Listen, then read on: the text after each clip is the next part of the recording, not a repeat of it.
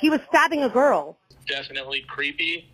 Just the way he was kind of walking around and stalking her and, you know, had his eyes on her the whole time.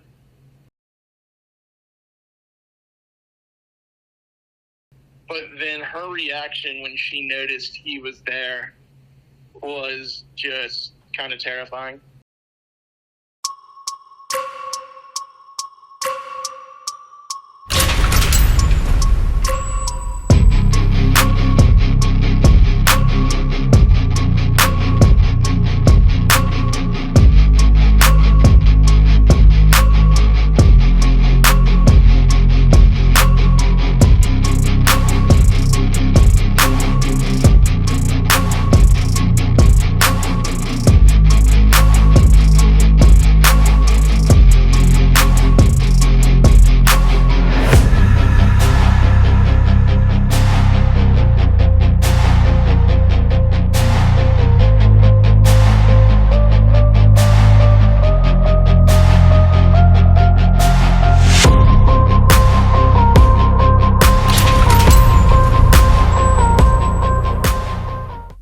Hey guys, Bullhorn Betty here. There are just some cases that really just get me in the heart. They just make my blood boil. And this is no different with Madison Schemitz and her story. A very heroic story by a 17-year-old girl caught in the clutches of domestic violence as she's leaving her boyfriend. This is a story where this young girl broke up with her boyfriend and was followed, tried to get away from her boyfriend, and went to a friend's house. She left there. Next day, everything fine. She wanted to go out with friends, and her mother and her friend's mother accompanied them into Chubby's, where everything would change. Check this out. 911, what's the address of the emergency? Somebody just got stabbed right in front of Chubby's. This boy has just stabbed a girl. You guys need to come quick. We need an ambulance. You don't have to be scared. 17-year-old man Madison Schemitz. was stabbed 15 times in the attack. Outside Mr. Chubby in Ponte Vedra on Saturday. The attack also sent her mother and a good Samaritan to the hospital. Madison suffered a spinal cord injury. She is now paralyzed from the chest down. Like you, be strong to hold the powers of the sun.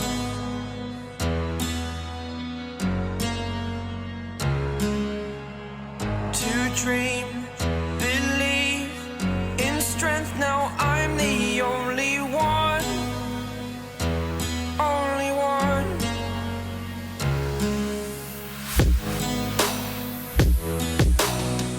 I was an ordinary boy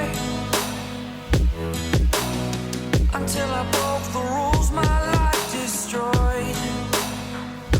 A life destroyed.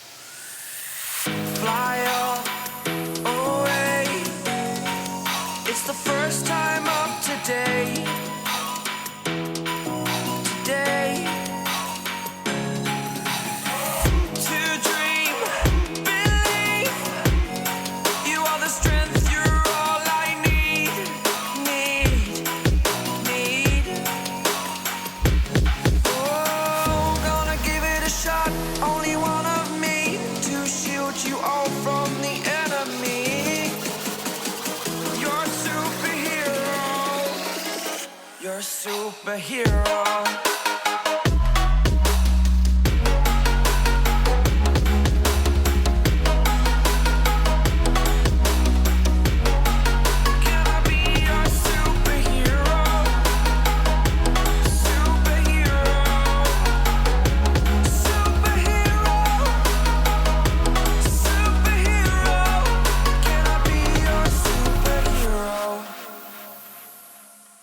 My name is Jacqueline Roger, and I am the extremely proud mother of Madison Schemitz. I feel so much safer knowing that she has this team on her side. And I want to stress all of this so you, Spencer, know who Madison's people are, who has her back, and that you'll never get to her ever again.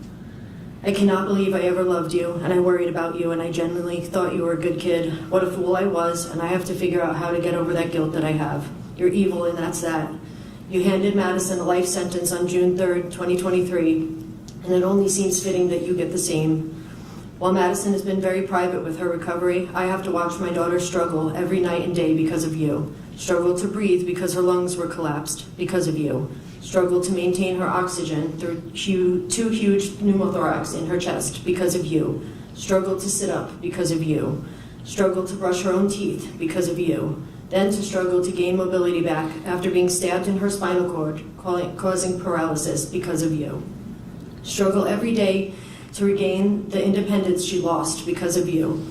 You have no idea how much pain you've caused my family, and you never will. You're a horrible person. I lost time with my children because of you. Time I'll never get back. My poor boys had to spend an entire summer without me, and then the entire next year of my time was still consumed with Madison's recovery. You've stolen from my whole family, and that's unforgivable. I have full-time anxiety and fear because of you. Madison is extremely strong and will not let anything stop her, especially you. So she will still have a beautiful life that she will fight for despite your efforts to take that away. The only thing that separates you from a cold-blooded murderer is that you were stopped by Kennedy. You don't deserve to breathe the same air as someone as amazing as Madison, and I hope you spend the rest of your life knowing that. I've watched everyone in my family struggle because of you. I used to be happy and social, and now I'm medicated just to leave my house. I used to see the good in everyone, and now I expect the worst and worry nonstop what could happen or what people's intentions are. I've watched all my children have terrible nightmares and struggle with their own PTSD. I haven't slept more than 4 hours in a year and a half. I wonder how you sleep every day, and I wonder how your parents sleep. This isn't fair, and I'm not as strong as Madison, and I'm not recovering quite as beautiful as she is. I shouldn't be in fear every day, every minute for my kids' lives. You did this. You don't deserve to ever be free to instill more fear on me or my children. I'm forever scarred because of you. We all are. I live in constant fear of dying and leaving Madison to worry about a day you're free and I'm not there to save her. That is not fair. None of this is. I spent her entire senior year sitting in my car in the senior lot just in case because of you. You're a monster. I pray for my family's peace, and I pray for you and your family to have the lives you deserve. Thank you, Your Honor. Once he sees them in the parking lot, he bolts and then attacks, stabbing them repeatedly. Carson says Pearson's swiftness and approach adds another clue. I don't know why he ran out like he did, other than to attack. Newly released surveillance video of a triple stabbing at a Ponte Vedra Beach restaurant could be a big factor if there's a trial of a local teen now facing attempted murder charges. Fortunately, Stepp and Kennedy Armstrong were nearby. As soon as they pulled into the parking lot, they reacted and sprinted. 5 seconds was all they needed to tackle Pearson. Anytime you see a man on top of a woman kind of, assaulting her, you just got to do the right thing. 911, what's the address of your emergency? Somebody just got stabbed. Okay, fire rescue's on the line. Can you tell me about their condition, ma'am? Are they breathing? He is, but his hand is completely just, somebody put a tourniquet on him, and somebody else is on the ground, and his whole hand is completely sliced open. He needs ambulance right away. I am at Chubby's in Ponte Vedra Beach, and there is a stabbing that just occurred. At Chubby's at Ponte Vedra Beach? Yes, ma'am. All right, so I'm getting fire rescue on the line with us as well, okay? So where's the knife now? I believe it's in the gentleman's hand. Where did he cut himself? Can you see? His neck. His neck? Yeah, he slit his throat. Hi, I believe someone else has to have called by now, but I just passed by Chubby's Wings in Ponte Vedra Beach on A1A. Yes. And I think someone was hurt outside. Yeah, we need an ambulance. We had a kid just slit his throat. He slit his throat? Yes, Where ma'am. are you? We're at Mr. Chubby's Wings on A1A. Mr. Chubby's, do you know the address for that? He cut his own throat, then stabbed somebody else? Okay. Is he still conscious and breathing? Yes, he still has the knife in his hand. He's trying to slice himself still on the throat. And what about the other woman? What can you tell me about her injuries? She's been stabbed on her abdomen. Yes, I am here at Chubby's in Ponte Vedra, and this boy has just stabbed a girl and has split her throat, or his throat. And actually, there's 4 people stabbed. Okay, 4 people stabbed.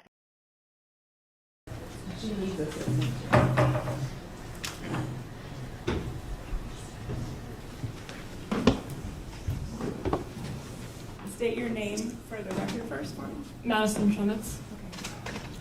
Good afternoon. My name is Madison Schemitz. Your Honor, I'd like to begin by saying thank you. Thank you for your time and commitment these last 538 days. Thank you for taking this matter so seriously and for working the incredibly difficult job you do. It is truly admirable and beyond appreciated. I'd also like to thank you for giving me the opportunity to speak this afternoon after months of having to remain silent and unheard of by both the defendant and his family. Before I begin, I'd like to preface the statement by explaining just how incredibly difficult this is. To not only set my pride aside, but to vulnerably open up in front of this courtroom, the defendant and his family, is difficult. I say this because throughout this process, I have carried myself with grace, and truthfully, I have not opened up in front of others the way I'm about to.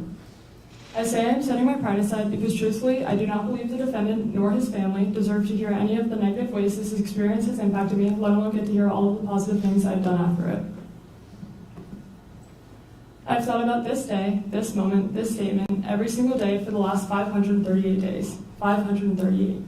538 days of living in true torment. 538 days that, regardless of the circumstances, always had the same dark cloud looming over. 538 days of constantly reliving the trauma the defendant put me through. Your Honor, I say 538 as that is how many days it has been since June 3rd, 2023. But the truth is, the torment, the dark cloud, and the trauma I've endured dates back much further than June 3rd. As a then 16-year-old high school girl, I deserve to live the life that many 16-year-old girls do. I deserve the opportunity to form relationships with whomever I wanted. I deserve the opportunity to be happy in these relationships. I deserve to feel safe in these relationships. I deserve to be treated the way I know I deserve to be treated. I deserve the opportunity to learn and grow from these relationships, and most importantly, I not only deserved, but had every right to remove myself from a relationship that instead of making me feel happy and safe, dragged me down in every way. My trauma truly starts from within my relationship with the defendant, even prior to June 3rd, 2023. Throughout the barely 6 months I was in a relationship with him, I had felt stripped of everything I knew I truly deserved. I knew not only did I not feel happy, I felt suffocated, trapped, manipulated, and controlled. I knew that the relationship was giving me far less than what I deserved. As someone who truly takes pride in the human they know they are, I knew I had every right to put myself first and leave the relationship. Yet what no 16-year-old girl deserves is to experience fear while ending a relationship. But once again, I was that 16-year-old girl who was forced to experience that fear. One date that specifically comes to mind in the days following the end of the relationships is April 4th, 2023. Not even 24 hours after the breakup, the stalking began. As I innocently sat in the Davis Park parking lot with a few friends after a softball game, the defendant decided to show up. Not only did he show up uninvited, he showed up unannounced and unwarranted. And that moment was the first moment I had felt that fear. I knew I did not deserve to fear. As I began pulling out of my parking space to head home was when I had noticed the defendant's appearance. I rolled down my window and asked him what he was doing, as he responded with the same question. I told him I had been sitting there talking with friends. I proceeded to then ask him if I could call him when I arrived home, as I felt an overwhelming sense of uneasiness being alone, late at night, in a dark parking lot with only the defendant. I then pulled out of Davis Park and began driving home. I vividly remember the defendant tailing my car in a way I knew he never did. The feeling of fear grew stronger and stronger each second of that drive home. Feeling the way I did, I purposely took a different route home than I normally would have taken so that I would pass the defendant's neighborhood. As I drove past, I hoped he would put on his blinker and make that left-hand turn in to go home, but by no surprise, he didn't. He continued to follow me. Feeling unsafe and unsure of what to do, I turned into the closest parking lot, knowing I absolutely did not want him to follow me home. Ironically enough, I pulled into the same plaza that Mr. Chubby's Wings is located. I began texting the defendant, begging for him to stop following me, and very clearly telling him that he was scaring me. Still scared and unsure of what to do, I called one of my best friends who I knew was awake. I called her and explained to her what was going on, how I was feeling, and how I was unsure of what to do. This is when she told me to come to her house. As I drove through the plaza with the defendant still making every turn I did, still tailing my car, I decided to go to my friend's house. I pulled out of the plaza onto A1A, driving in the opposite direction of both my house and his, and headed to her home. I continued to tell the defendant to go home and told him I had to deliver a science packet to my friend, yet he did not turn around, nor did he go home. He proceeded to demand for me to go home and inform me that he knew that that wasn't on my agenda for tonight, and that I need to be home after my game, and that was my agenda. He continued to follow me up until I turned into her neighborhood, and I watched as he went into the gas station right beside and sat there for some time. The moment I pulled into her driveway, panicked and shaking, I saw her, and that was the first moment I felt some sort of relief and some sense of safety, knowing her parents were right inside and were aware of what was happening. After sitting in her driveway for some time, talking through what had just happened, I knew the defendant had finally gone home, and I finally felt comfortable enough to head home myself. Speaking to the defendant following his actions that night was frightening, upsetting, and frankly all over the place. His reasoning as to why he followed me home changed every time, whether it was making sure I got home, wanting to see if I was doing something behind his back, or just so happened to be going home that way anyways. I believe that night speaks volumes about the defendant and his behavior following the end of the relationship. With this incident being not even 24 hours after the breakup, the 2 months following remained equally as torturous and frightening, as the stalking did not stop there, it had only just begun. Feeling that same fear every single time I wanted to leave the house is not something a 16-year-old girl deserves. Having to be hyper-aware of my surroundings every single day and fear that he would show up with where I was yet again is not something a 16-year-old girl deserves, let alone not something she should ever have to be worried about. Those 2 months following the breakup were torture. Those 2 months I was put in a position by the defendant where I felt scared, worried, and constantly threatened, but I was never prepared for it or the fears to come alive. June 3rd, 2023 was without a doubt the absolute worst, most traumatic day of my life, and I remember every single second of it. As a 17-year-old teenage girl, on a Saturday in the summer, my day started as any other day would have for me. I had one of my best friends I met through softball in town to spend the weekend. We had stayed up late and woke up early, excited for the plans we had made for that day. Once we woke up, we got ready to go to the beach. That day was windy and almost cold for it being a Saturday in June. After some time being there, we both got cold and decided we would leave the beach and go join our moms and brothers at my community pool.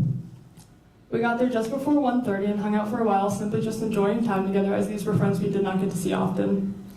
During this week in June, the Women's College Softball World Series was happening. Eventually, we decided we would go get something to eat and watch the games happening that day. This decision, unknowingly, became my life or death decision, and I had no clue. I remember going home sometime between 2:10 and 2:50 to change out of our bathing suits and get ready to go to Mr. Chubby's Wings. And by 2:53, my friend and I were in the car blasting California Girls by Katy Perry on the way to the restaurant. I remember sitting at the stoplight, leaving my neighborhood, and texting both our moms asking if they would come with us. I remember my mom responding saying, "You just want me to pay for your food," which, although may have been true, I had this feeling that they just had to be there. And to this day, I am still unable to fully explain why I felt so strongly about wanting them to come with us. My friend and I arrived at the restaurant a little bit before our moms did, and as I walked in, the defendant came to mind. I entered the restaurant and looked around to make sure he was not there before we sat down to eat, as I knew I had previously run into him there within those 2 months. Once I realized he wasn't there, we sat down to eat and began to watch the Oklahoma-Tennessee game. At 3:43, the defendant pulled into the parking lot. At 3:47, the defendant walked into the restaurant and knowingly walked right past me. By 4:15, the defendant had gotten up and walked past us to make his presence known. At 4:15 was when my mother and I both noticed his presence. At 4:15 was when that same fear set in. After going back and forth on what to do, we paid our check and decided to leave the restaurant. At 4:28, myself, my mom, my friend, and her mom all stood up and walked out. Never in a million years did I think that I would never end up making it to my car.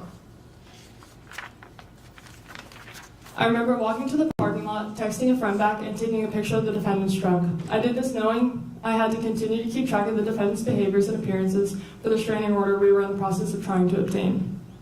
I remember finally reaching my car and hearing my mother scream. Knowing my mother, I could hear her fear. I could hear that whatever was happening was not good. This was when, at 4:30 p.m. on June 3rd, 2023, I turned around and saw the defendant running towards me faster than I had ever seen him run before. Not knowing what was coming next, I turned and attempted to go in the opposite direction. This was when the defendant had grabbed me. I hit the ground and began feeling the attack. I remember being on my hands and knees, begging for the defendant to get off me, with my screams slowly becoming more and more silent. I remember staring at the ground, my thoughts being muffled by my mother's constant scream. The scream that had first alarmed me did not stop throughout the entirety of the attack, and frankly, I can still hear it to this day. I remember hoping for the pain to stop and feeling my mom pulling him off of me. I remember finally being let go and falling to the ground because at that point, my body had been paralyzed. Little did I know that me being let go in that moment meant my mom was now being made another victim of the attack. I remember laying there with my eyes closed, blacking out until the defendant began stabbing me again. Your Honor, a 17-year-old girl should not know the feeling of getting stabbed. Your Honor, I should not have to remember the feeling of my body being inflicted with a knife over and over again. I remember feeling an impact against my mother, the defendant, and I, which was the moment Kennedy Armstrong had ultimately saved our lives. I remember finally opening my eyes but still being unable to see. I remember asking my mom to get off of me because she was now actively bleeding onto my face and into my eyes. I remember finally realizing I had been stabbed and that I could no longer feel my legs. I remember the moment I realized I was paralyzed. I remember struggling to breathe and formulate words. I remember telling my mom I could not feel my legs, to which she responded, it was okay and everything would be okay. But I could hear in her voice that it wasn't okay. She didn't know if it would be okay and just how scared she was.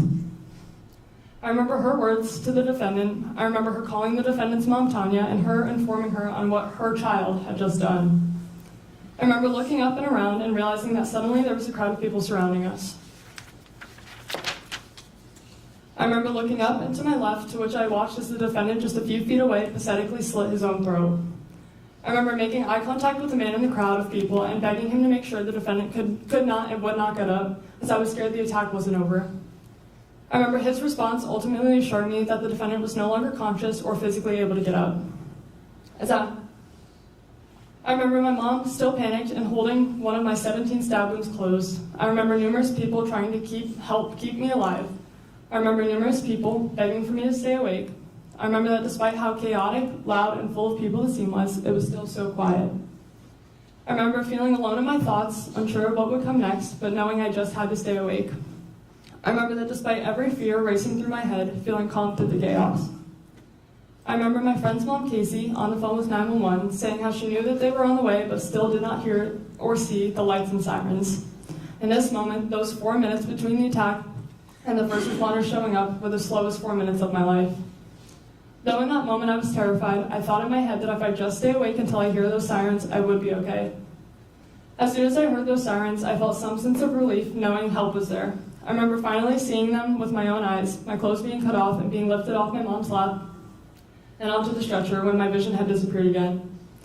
I remember finally being set down and groaning in pain, still unable to feel or move my legs, and my ability to breathe getting worse and worse.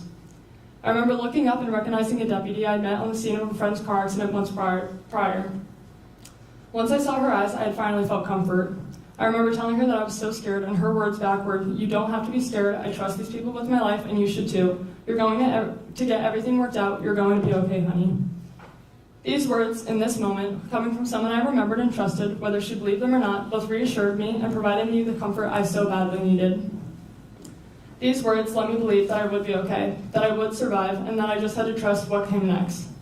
I remember being taken from the sidewalk and into the ambulance. I remember laying there in the ambulance in so much pain, unable to breathe and still so scared. I remember answering all the questions asked, correcting the paramedics on their assumptions, and telling myself repeatedly that I had no choice but to fight to survive.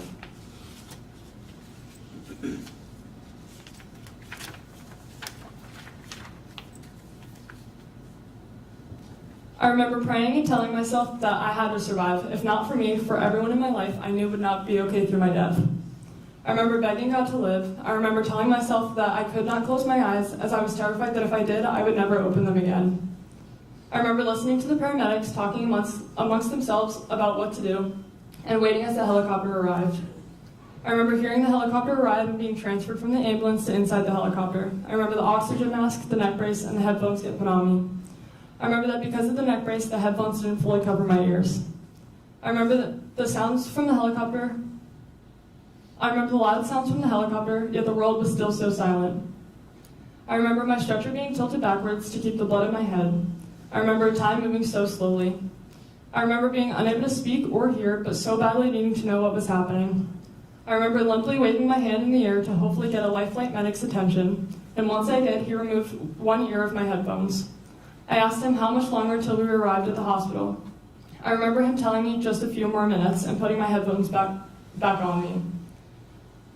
Just a few more minutes. Those few minutes were in slow motion. Those few minutes still full of so much fear. I remember finally landing and being taken inside Memorial Hospital's trauma bay. I remember laying there all alone with no familiar faces as the doctors and nurses fought to save my life. I remember being poked and prodded and just lying there wide awake listening. I remember holding a nurse's hand until she had to assist those around her. I remember somehow finding her hand yet again and just holding on to it. I remember having an allergic reaction to one of the medications given to me. I remember being told to try and move my toes, to which I still couldn't. I remember staring directly at the trauma surgeon's eyes as he sliced my side open and inserted a tube into my chest to help me breathe. I remember not screaming nor making any noise, just simply staring and watching as the chaos unfolded around me. I remember finally my mom limping into my room covered in blood and kissing me on the forehead. I remember the feeling that gave me as the last time I had seen her, we were both bleeding out on a sidewalk.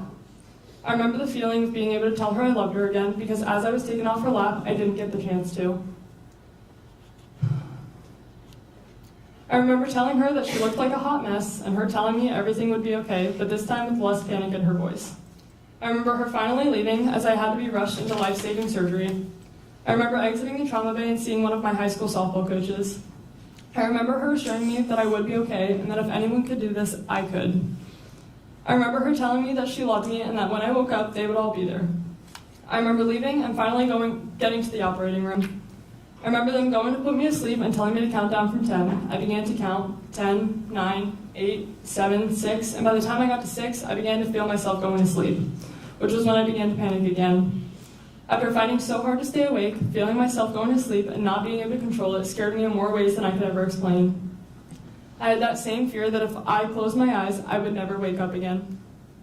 Despite the panic, I eventually fell asleep. And once I woke up, I remember being alone in a hospital bed, freezing, thirsty, and desperately needing chapstick. A nurse had come over bringing me ice chips and strawberry-flavored chapstick. I remember eventually being taken out of that room and brought for a scan. I remember laying there in a dark hallway with two men listening to the screams of another trauma patient brought in that night. I remember being put into the scan and finally feeling calm. I finally was able to close my eyes and rest after the torture my body was just put through. I remember listening to the sounds of the machine, unable to move, and just sleeping. I finally was taken out of the machine and brought to see my family. They took me up to the floor my mom was on and wheeled me to her doorway. I remember being greeted by smiles from my parents, two of my brothers, both of my coaches, and a friend's mom. I remember seeing through their smiles and realizing just how distraught, scared, and overall devastated they all were. It was heartbreaking. I remember looking at my mom, smiling, and once again telling her she looked like a hot mess. This comment had made everyone let out small laughter, which I like to believe reassured them that I was alive and I had made it through. I remember them all hugging me and holding my hand until they brought me into my own room. My coaches and friend's mom had come with me, and I begged them for a phone as I did not have mine. In my head, I had to make sure all my friends and loved ones knew that I was alive. After I had finally been given one, it was quickly taken from me, and I was told to rest. I laid there, unable to rest, until finally my older brother had arrived from South Florida. Seeing him and having him there finally made me feel safe. Now, it was just him and I attempting to get some rest until more surgeons, probably around 4 or 5 in the morning, had walked into the room. These surgeons had then informed me that I had a blood clot traveling up my spine, which I would need emergent surgery for, yet again. I remember one of the surgeons telling me that sometimes these blood clots and this trauma can be a reason for temporary paralysis. This gave me a sense of hope. I remember asking them if we could call my mom from the room over to let her know what was happening. My brother FaceTimed her, but she had already been told. I remember telling her and my brother that I loved them and that I would see them again when I woke up. I remember being brought into the operating room, once again, seeing all the familiar bright lights and walls, and once again being told to count down from 10. This time, I felt less panicked. I was tired, and I felt confident that I would wake up after surviving what I already had. I remember waking up in the ICU on June 4th and still being unable to move or feel my legs. I remember my coaches and friends' mom being there once again. I I remember the moment my mom stood to the right of my bedside and told me that I was paralyzed. That it was not just a blood clot, but my spinal cord had been lacerated and spinal fluid was pouring out of it. I remember hearing this, shrugging my shoulders, and looking back towards the room. I had known I was paralyzed, yet never in my head did I think I would not overcome it. Immediately, I told myself that I would walk again, that I would walk at my senior night for softball, that I would walk at graduation the following May, and finally walk into this very courtroom today. Your Honor, I remember everything. I remember every single second of this horrific day and the months following. Your Honor, on June 3rd, 2023, I did not know that as soon as I walked out of that restaurant, I would end up being forced to fight for my life. What I didn't know was that after I won that fight for my life, was that I would be faced with a lifetime's worth of challenges. Faced with the fact that walking out of that restaurant was the last time I would be able to walk for several months, the fact that the last time I would be running for my life.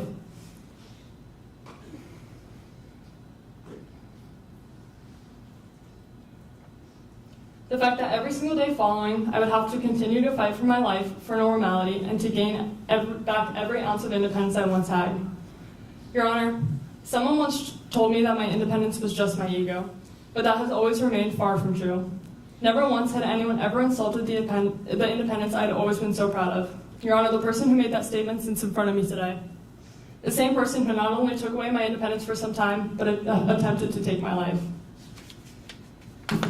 On June 3rd, 2023, the defendant attacked and stabbed me 17 times with the intent of killing me. On June 3rd, 2023, 538 days ago, I survived the attack and have continued to not only survive, but to live every single day I know I am so blessed to live. Your Honor, those months following the attack are still vivid. The mental and physical battles are still vivid and so real. In the days following the attack, I was still stuck in the ICU. I remember all the doctors, visitors, interviews, and so on. I remember the feeling of having to be rolled to have my bandages changed and tubes moved. I remember the feeling of having both of my chest tubes pulled out of me. I remember the feeling of having one of my chest tubes being pulled out of me just to be put back in. I remember the smell of the matted blood that had set in my hair from the attack. I remember being unable to sleep despite every effort. Every time I tried, I was quickly interrupted by the same reoccurring image of the defendant running at me on the day of the attack. I remember the moments I would be able to fall asleep. I would wake up screaming, being awoken from the same nightmares that I was being killed by the defendant or one of his family members. I remember one night specifically when I had woken up, finally thinking I had slept through the night, just to come to find out that I didn't actually sleep soundly, but instead woke up screaming every few minutes, begging no, screaming stop, and that I was dying. I remember my first shower that took probably 5 hours and the help of probably 5 people. I remember when physical therapy started. I remember being lifted out of the bed for the first time in a Hoyer lift and into a wheelchair besides the bed. The feeling of both my chest tubes being pulled and the feeling of the almost 100 staples in my back being pressed up against the Hoyer and the chair, the pain almost unbearable. But I did it. Something so small as getting out of bed and sitting in a chair for 20 minutes felt nearly impossible, but was such a huge win. Every day after that was full of their own trials and tribulations, each day just as challenging. Physical therapy at that point consisted of just simply sitting up, something you all are doing right now, but at that time, something that was physically impossible for me, as every muscle to do so was paralyzed from the attack. I remember the pain that I felt just sitting up, the piercing pain I felt in my chest each try, each breath. I remember every family member, every friend, and every healthcare worker who gave everything that hour just to make it somewhat bearable for me. Despite the physical and mental pain that it took, they still somehow made it just a little bit better. Eventually, I was transferred to Brooks Rehabilitation. I remember the fear of uncertainty, being moved to an unfamiliar place with unfamiliar people, unsure of how long I would be there or what the intense rehabilitation would look like. The emotional toll that came with each step, the overwhelming sense of helplessness, and the constant fear of what was next. The moments when I wondered if I would ever feel like myself again, if I would ever walk how I used to again, or be able to live through a day without being reminded of this trauma. And yet through it all, I also remember the moments of hope, the small victories, and all of the support from those around me. These memories, these moments, they stay with me forever, and they shape who I am every single day. I remember being transferred in the late afternoon, so it was quiet. I remember, despite the silence, hearing the screams of another patient down the hall who was quickly transferred, as the Brooks workers were also aware of how that could scare someone with the trauma I had. As the next day came, therapy began. 3 to 5 hours of occupational and physical therapy consumed my time. The goals started small, but the therapy was intense. Learning how to sit up on my own, change my clothes by myself, transfer myself between the bed and the wheelchair, simple everyday tasks were so difficult. Yet slowly they became easier. I remember on June 20th taking my Asia impairment exam, which is what the extent of a spinal cord injury is defined by the American Spinal Injury Association impairment scale using specific categories. I remember the exam taking a few hours and feeling so discouraged. The feeling of being unable to feel or move any of my body was so discouraging. Until finally, at the very end of the exam, after being unable to move or feel anything, I was finally told to try and move my left foot. Staring at the ceiling, still so discouraged, I tried. I remember feeling something and looking at my physical therapist. She asked me, "Did you feel that?" To which I responded, "Did it move?" And when she confirmed that I had finally moved my foot, the room was full of emotion. So overwhelmed by the feeling of simply just moving my foot, I remember the feeling of being able to tell my mom that I was now able to move my foot and her bursting into tears of joy. I remember every phone call to all of our family and friends, and each of them also overwhelmed with so much joy to see that I could finally move my foot the slightest bit. This moment gave me hope for the future, hope that I would be okay, hope that with time I would regain movement in other parts of my body, and confirm my goal that I would one day walk again. I remember after this moment, the already intense therapy becoming even more intense. The hours spent every day trying new things, strengthening each part of me, and accomplishing more and more. Each day, my left leg got stronger to the point where they were able to stand me up with assistance, and with time, on June 30th, I attempted to take my first steps with assistance. Though slow, painful, and incredibly difficult, every day after that was a new goal reached, new progress, and a new step forward. Finally, after over a month in the hospital and in rehabilitation, on July 7th, 2023, I was sent home. On that day was the first day I addressed both the community and the media. On that day, I said that there was no looking back, how incredibly lucky I am to be alive today, and how each day I would take it as its own opportunity to live and make a difference in the world, and how I am determined and confident in myself that I would reach my goals to one day walk again. And every single day following, I've continued to stand by these words. Every day, I make the choice to be positive, and I've used this trauma to help inspire and motivate others despite everything I go through personally, daily.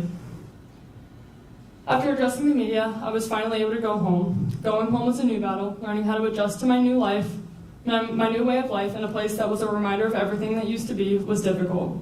On my second day home, I was sat in my room crying and finally moved my right leg. I called my mom into my room, and once again, she was immediately brought to tears. Once again, I got to experience calling all of my loved ones and sharing with them another huge victory. That following Monday, I started outpatient rehabilitation. I was in the pediatric day program at Brooks Rehabilitation, to which I attended physical and occupational therapy Monday through Friday for 3 hours every morning. I attended this program until December of 2023, when I switched to their Neuro Recovery Center and continued to do physical therapy there up until today. Throughout these programs, I fought every day to accomplish my goals, one of those being to start my senior year on time with the rest of my class. And just as I fought for, I was there on the very first day, along with everyone else. Going back to school was an adjustment. I had to see all the kids I had grown up with for almost all my life, but they looked at me differently now.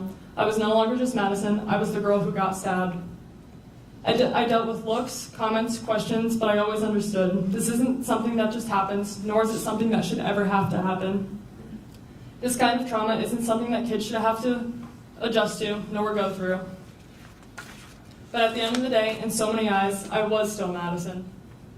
Over time, as kids adjusted to having me back, school became easier, but managing both school and rehabilitation was difficult, as I still attended therapy every single morning and always did my best to still be at school when therapy was over.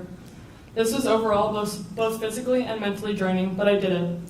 Because the last thing I would do is let this attack, let the defendant take more away from me than he had already taken. I attended as many school events as I could, and although they were rarely ever enjoyable for me after the attack, I still went, and I tried every day to live my life as I would before. Yet it wasn't as easy as I make it sound. I dealt with anxiety in public places and in large crowds, scared that if something were to happen, I would no longer be able to protect myself. I now had to worry about things other kids never had to worry about, like would there be stairs? Can I maneuver a wheelchair through this? I could no longer go and hang out with my friends whenever I wanted or partake in activities I was able to before. I was unable to play softball my senior year of high school, the sport that had been my life since as long as I can remember. I watched as my friends changed, the friends I had known for years go through one of the most unimaginable traumas and step up for me in a way no friend should ever have to. I watched them each be affected by this attack in various ways. I watched my friends dealing with PTSD, but still being so strong for me. I watched as they all matured as their innocence was stolen. I watched as each of them stepped up in their own way to be there for me, to help me, and to support me through whatever I needed. I watched as my family suffered. They each suffered daily as their mother and sister were almost taken from them. I watched as they all stepped up to be there for us when we couldn't be there for them. I watched as their innocence was stolen. I saw their pain, their tears, and their resilience. I watched as the once so lively, happy, and bright home became sad and dark. Yet through it all, we were all there for each other. We all found light in the darkest of situations. We all found reasons to laugh and smile. And we were all simply grateful for every day we got to be alive. Your Honor, the impact of the defendant's actions doesn't just end with those directly connected. I've witnessed the impact on the community and strangers all over the world. I've met strangers everywhere I've gone who have broken down in tears telling me just how much my story has affected them. I've met people of all ages constantly brought to tears by my story and have seen firsthand the impact on the community.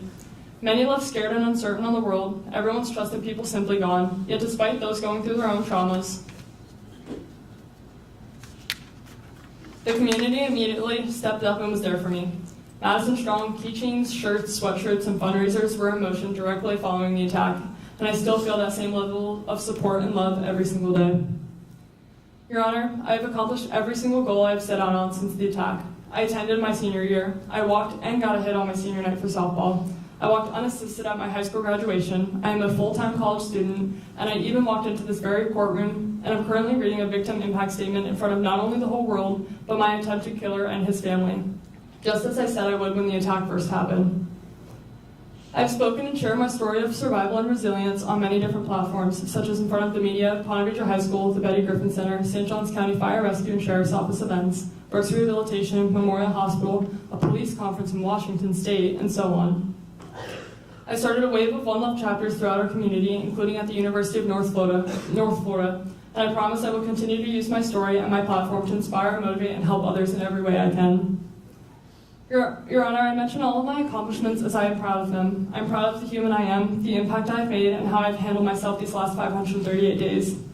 I say this as a reminder that I turned myself from being a victim to a survivor, and I am proud of that. This does not take away from the ways that I struggle daily. I suffer from PTSD and anxiety daily. I still deal with the sleepless nights and constant nightmares. I refuse to go outside alone at night in the dark. I feel myself fearing the worst possibilities in every situation. I've lost all trust in the world, and finding that trust in people again is far and few between. I've lost any childlike innocence, and I've been forced to grow up in a way most kids never have to. I've chosen to live the way I live and be so positive to hide the dark reality that I go through. I often laugh and smile to not let those around me realize that I am suffering so that they don't have to be sad as well.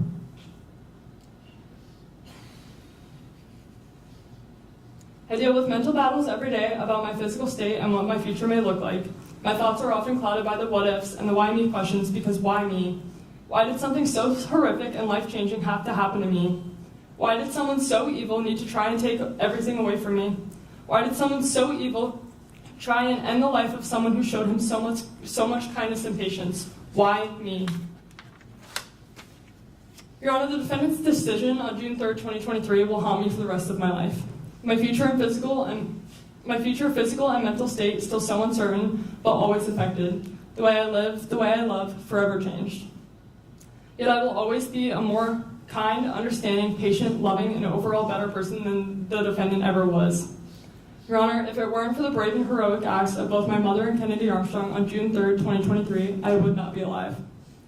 My mother put her life on the line to save mine. The defendant so selfishly not only tried to take my life, but also tried to take my mother's. The most badass, selfless, and incredible woman and mom anyone would be so lucky to have in their lives. My mother has always and will always be my best friend. I am proud to be her. I am proud to be her daughter and thankful for her for her every single day. I've watched her struggle in more ways than I could explain in the last 538 days, yet she still always puts her kids before herself. Bleeding out and all, she was still there for me before even thinking of herself. She slept right by my side for over a month and was there through every single step of it all. Without her, I would not be here today, but without Kennedy Armstrong, neither of us would be here. A complete stranger so selflessly ran towards the screens, ran towards the danger, and saved both of our lives. Kennedy, you are truly one of the most brave and amazing human beings I have ever met.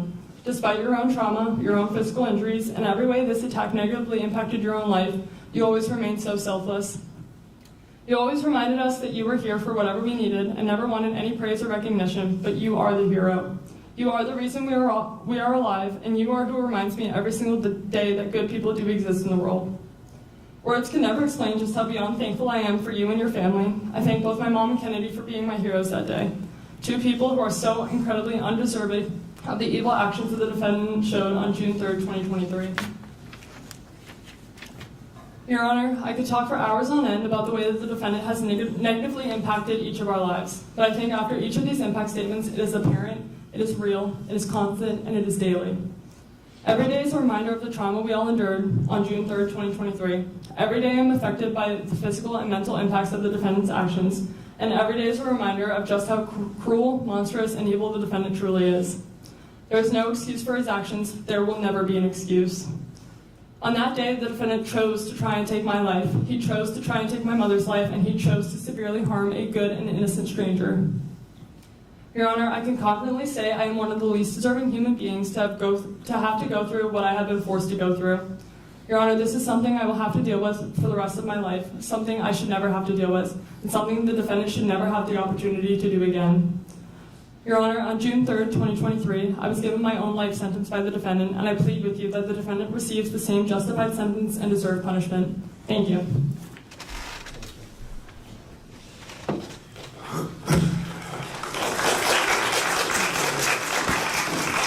Please quiet down. Ladies and gentlemen, sit down. Please sit down. If you or someone you know has been affected by domestic violence or in a dangerous situation, please consider reaching out to the National Domestic Violence Hotline at 1-800-799-7233. You can end domestic violence today. God bless each and every one of you.